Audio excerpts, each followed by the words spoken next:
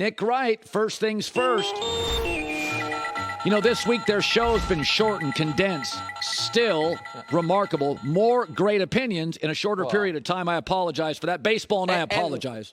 No, but we wouldn't even be on the air if you weren't so generous with your airtime. You're letting us cut into your show, which I would never do for you. So I greatly appreciate it. I do have a question. Colin, were you at the game last night? No, I wasn't. Well, I mean, what's happening? I mean, I'm watching the game. Every crowd shot is a different FS1 Fox employee. You've been with the FS1 longer than anybody. They can't get you a couple upper deckers or something? They can't let you get in the building? I was waiting for the Cowherd crowd shot. I never saw it. I was very disappointed. Very, very sad about that. By the way, I want you to have an opinion on last night. One of my takeaways was that did not look like a well-coached game. Blown coverages. Oh, God. My takeaway is it eliminated both teams from the Super Bowl. They're just. I was like, oh, there's all sorts of players here. That was a display of anemic coaching. Am I nuts? You're not. Well, I eliminated the Cowboys from Super Bowl contention might be a touch harsh, but I agree with you in large part. I thought Dak was awesome. Yes. I thought under duress, adverse circumstances, the coach seemingly working against him, I thought it was one of the better games I've seen him play in years. I thought the Dallas defense, even though they didn't get their first sack until the very end of the game, was constantly pressuring Justin Herbert. I thought the defense played really well. I thought Mike McCarthy was awful. Just aggressively awful. Yep. And the problem for me was his decision. He butchered the clock in pretty typical McCarthy fashion in the final 2 minutes of the first half.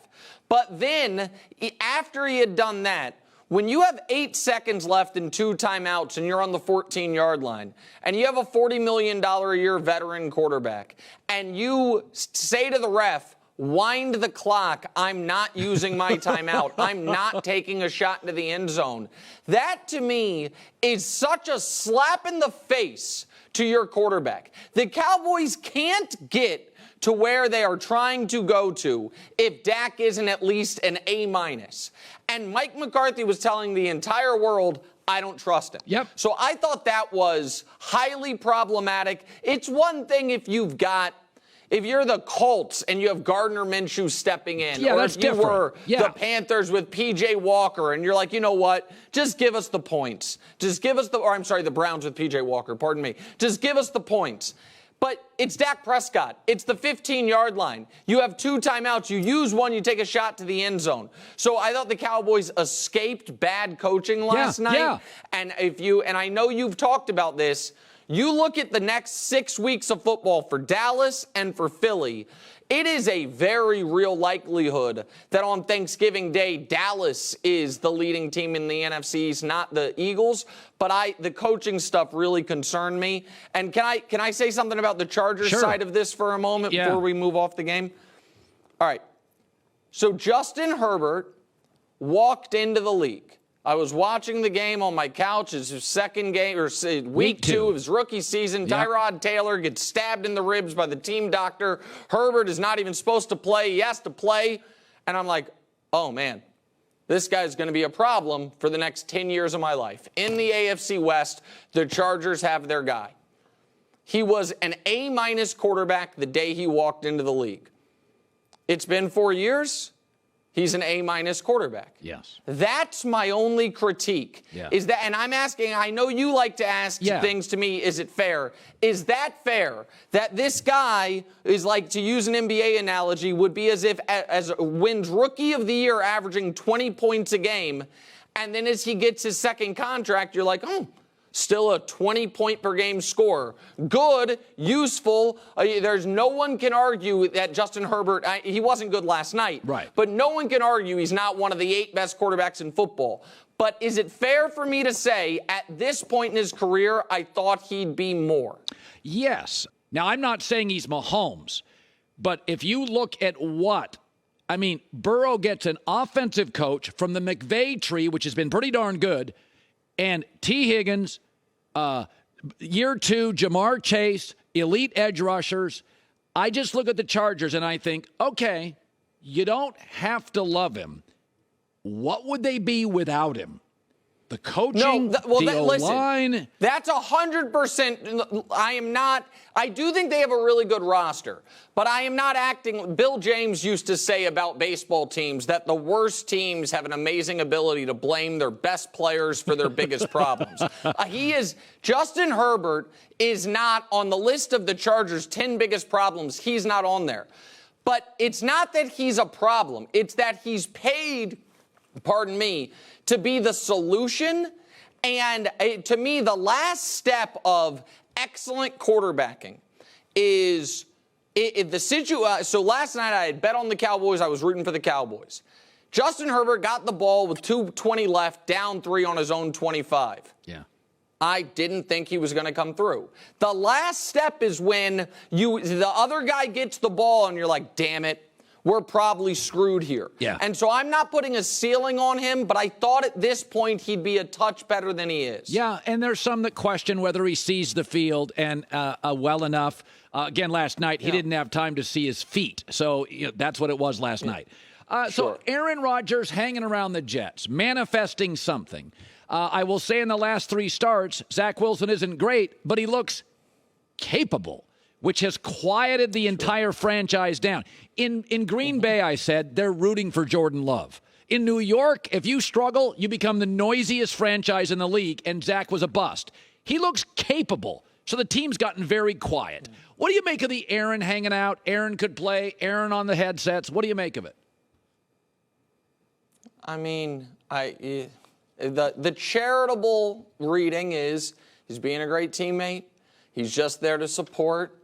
The honest reading is he wants the attention. He's not playing this year, guys. And you might say, Nick, that is unfair. Why would you say Aaron Rodgers wants the attention? I don't know. Because 6 days ago, he challenged the greatest tight end ever to a televised debate on vaccines. Like, I don't know. The fact that right now he is publicly telling everyone, hey, supposed to be in that boot for 6 weeks. I was in a shoe in 13 days. I am not doubting that Aaron Rodgers' rehab is going well. I am doubting that he is going to rewrite the record books on an Achilles tendon tear, which historically was 9 to 12 months. Over the last 5 years has become 6 to 9 months. And now you have folks writing for CBS Sports, I would project a week 12 return. Give me a break. So I don't buy that at all. And I do think that here's what I'll say about the Jets. I want to give the Jets credit. The defense, I thought the defense was going to be very good. The defense thus far has been great. Yes. I thought Garrett Wilson was going to be like the 10th or 11th best receiver in football. He's outshined that. Breece Hall has been better than I thought he'd be coming off the ACL. All that's true, and they deserve credit for that. I think Robert Saleh made a mistake, and he tried to walk it back this week. But if you actually think you're a playoff team, if you actually think you can be competing with the teams that really matter, why on earth are you taking a shot at Josh Allen and Patrick Mahomes? Josh Allen, who you have to go through, you have to play again no matter what, and Patrick Mahomes, who you hope to play again in the postseason. The whole we've embarrassed everyone thing was another example. I think there are some of these teams whose players at times seem more measured and mature than the coaches. I thought that was a mistake. I think the Jets should be pleased with what they were able to do this weekend, and the fact that their season is not dead, and 3-3 through this opening 6 is a hell of a story. I think Saleh probably needs to pump the brakes a bit, and I do not think we're seeing Aaron Rodgers this year. Should we recalibrate Brock Purdy? I was impressed. Wow. Didn't have 2 weapons, on the road, great defense, got him in field goal range. I was like, that's not a bad loss. Do you think we should recalibrate? Okay. Yeah. What? Well, what is the calibration? Is it what it was? Because here's what is so frustrating to me about Brock Purdy's discourse. Not about the person, about the discourse. All right. Last week, I was called an irrational hater because I would not entertain the fact that he was a top 5 MVP candidate. It's like, Nick, what more do you want him to do? He never loses. Look at the numbers. He went 20 of 21. Give the man credit. And then when he goes 12 of 27, when for the first time in his career he doesn't have the Avengers squad at his skill position guys, and it looks a little shaky, and I go on TV and say, you know, I prefer my MVP candidates not be outplayed by P.J. Walker. I said, Nick, that's unfair. No, it's not unfair.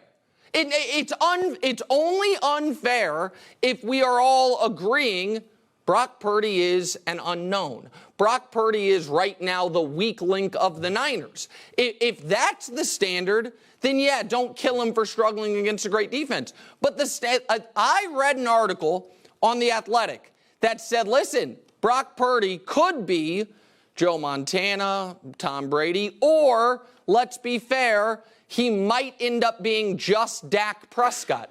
And I said, wait.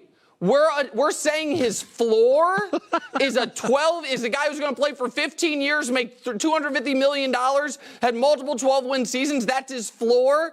I think his floor is closer to Matt Schaub, who once led the league in passing for Kyle Shanahan. His floor could be a lot closer to guys we have seen, Jimmy Garoppolo, who had success with Kyle Shanahan, and now it leads the league in interceptions.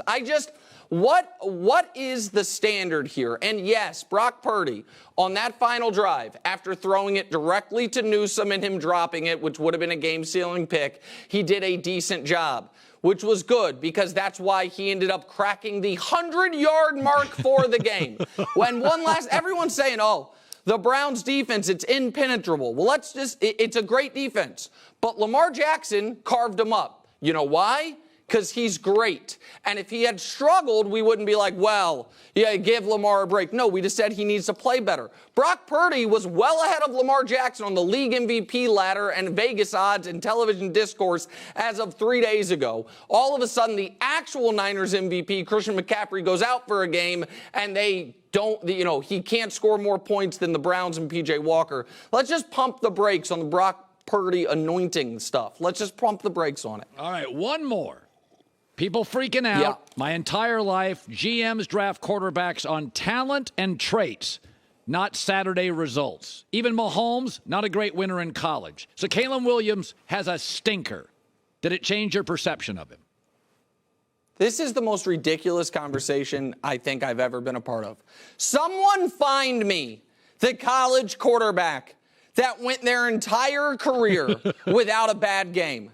Caleb, I looked it up this morning, Colin. This was Caleb's first truly bad game since November of 2019, his last year of high school. Yes, Caleb was bad on Saturday against Notre Dame.